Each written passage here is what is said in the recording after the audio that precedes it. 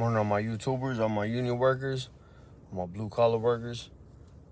Just figured I'd make a little video this morning. My voice finally starting to come back. Man, it been a little minute, but just figured I'd make a little video. Somebody had talked about that asked me about how much I've progressed in my welding.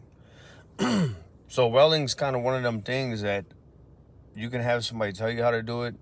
You can watch somebody else do it, but until you actually do it for yourself, it's not really gonna click. So really the key to that is just hood time, man. It's really just getting in there and doing it. Now it's good to have, you can sit there and weld and weld and weld, but if you're doing it wrong the whole time, then obviously you're not gonna see no improvement. But if you have just some people that just give you little pointers here and there, everybody's gonna weld a little bit different, so nobody can tell you like the exact secret sauce to make it work. But if you just take a little bit from everybody, that's kind of what I do. So I started out, I was already a welder, like I already knew how to weld, but welding on pipe's a whole different animal. So when you're welding on pipe, you got multiple things happening, and even in the same weld, you're gonna have to change your technique because the bottom of the pipe completely different from how the top of the pipe's gonna go. Top of the pipe, you got gravity pulling it down, so it's really easy to flatten your weld out. On the bottom, gravity's trying to pull your metal out of the weld, so it's easy to get a lot of heavy buildup. Or if you start trying to get scared and you try to move too fast, you can get undercut.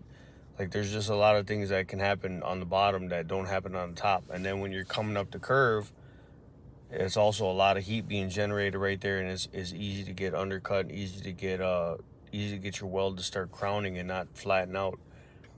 So I ain't saying I'm the best at it. Like with the 7018 332 rod, I'm pretty slick. I can run them out all day, bottom, top, don't matter. When you start getting into the 1/8 rod, which is what we've been using out here for a lot of the bigger pipe, that's a whole different animal. It does things differently. It claws out so much material. You're running at a higher amperage because it's a thicker rod, but it's just clawing out so much material that it just looks super aggressive. So when you're welding with it, you can just literally see it just scoop out a big chunk of metal. And you got to kind of be able to understand by watching the puddle what the puddle's going to do in order to make sure that it fills that scooped out area back up with metal. So a lot of it is just holding your edges, and me, I'd hold the edges and I'll scoot fast across. I don't spend no time. You don't want to spend no time in the middle. And then rod angle comes into it a lot too. I've figured out a couple little tricks for like the bottom that tend to work better with the 332 rod, to where I won't start dead center. I'll start over here and start going. By the time I get to center, I'm already pushing my rod forward.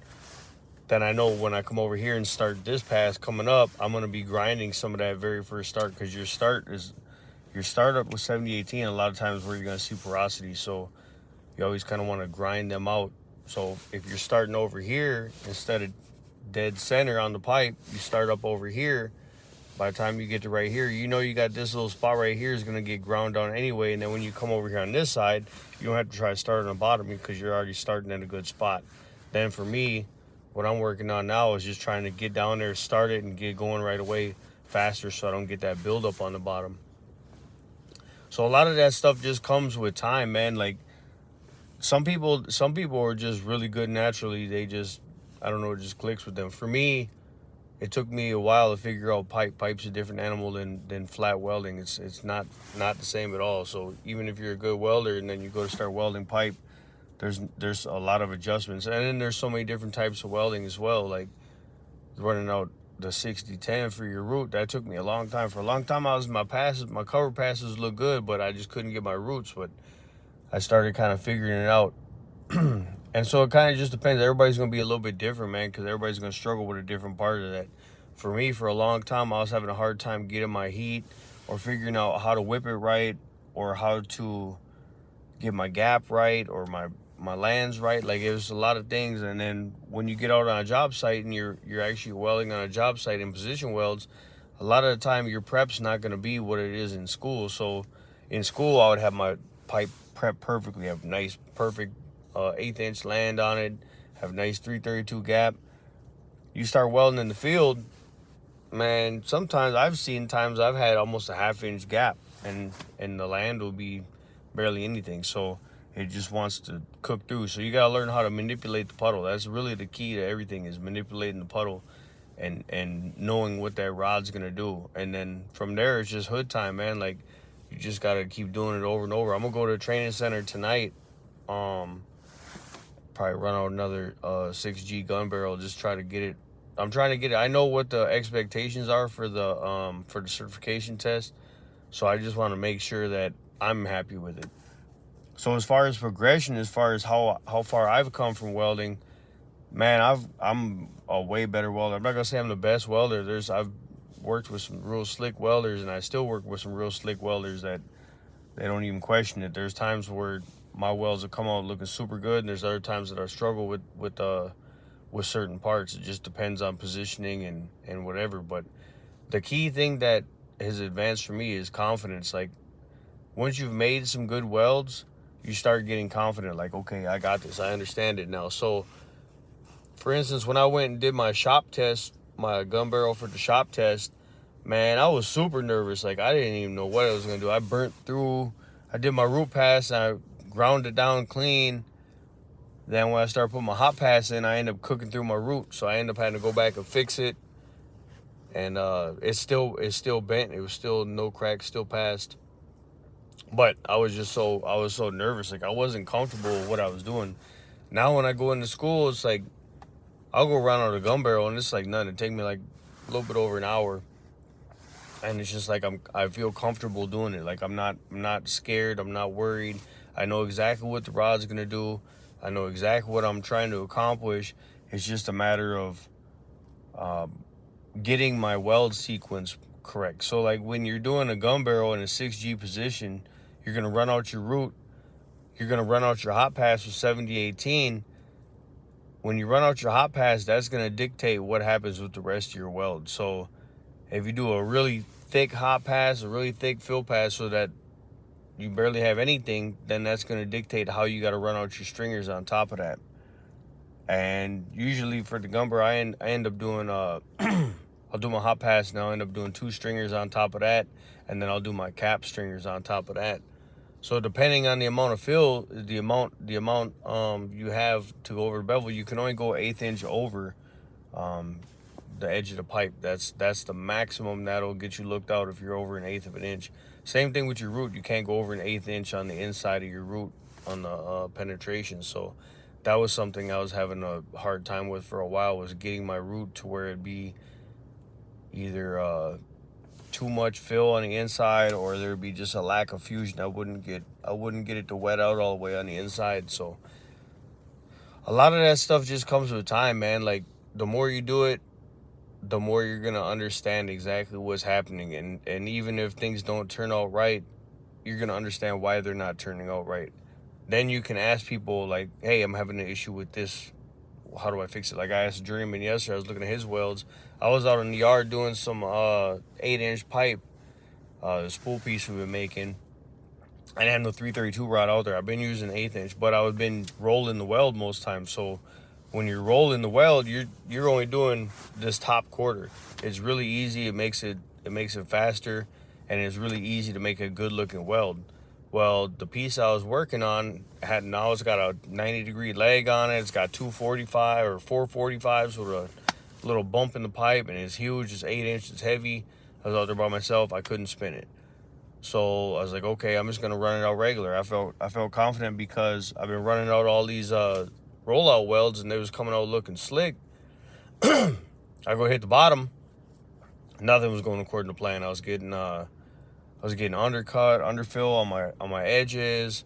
I was getting a big crown in the middle. I wasn't happy with it. Ground it out, tried to fix it. That didn't make it. That made it worse.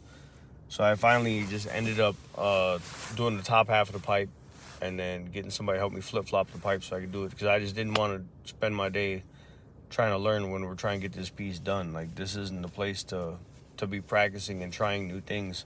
You don't want to have a weld that you do and it comes out looking like crap, and then it goes up, and next thing you know, you're water testing, there's a leak on your weld. I didn't want that. So I ate my little bit of humble pie and flip-flopped it.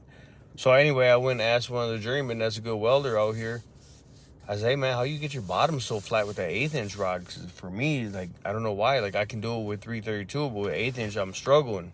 So he gave me some pointers, some tips on what he does, and I don't know. He's gonna go to training center tonight too, so I'm gonna probably watch him and see. He gave me some ideas of doing it a little bit different than what I was doing. I was trying to just run it kind of the same. He said on the bottom and on dead man's curve, we call it, when you're coming up the side. He said you gotta step a little bit higher, and I don't step that high. I go fast back and forth and barely advance the rod forward. So I guess when you're coming up top, he said advance a little bit further. It's gonna look like it's undercutting, but you just kind of gotta trust the process. So that's where you can get into getting that good advice, when you kind of have a good understanding of what the rod's gonna do, what you're trying to accomplish.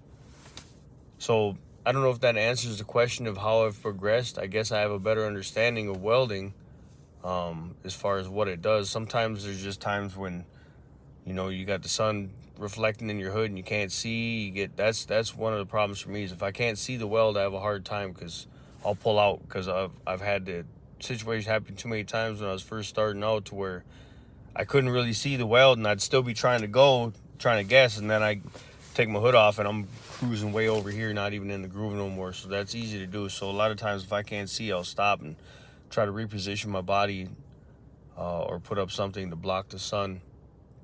But a lot of it is just being comfortable, man. Like, that's really the key. And that, my welding instructor had told me that back when I was in welding school too. He said, you always want to be comfortable.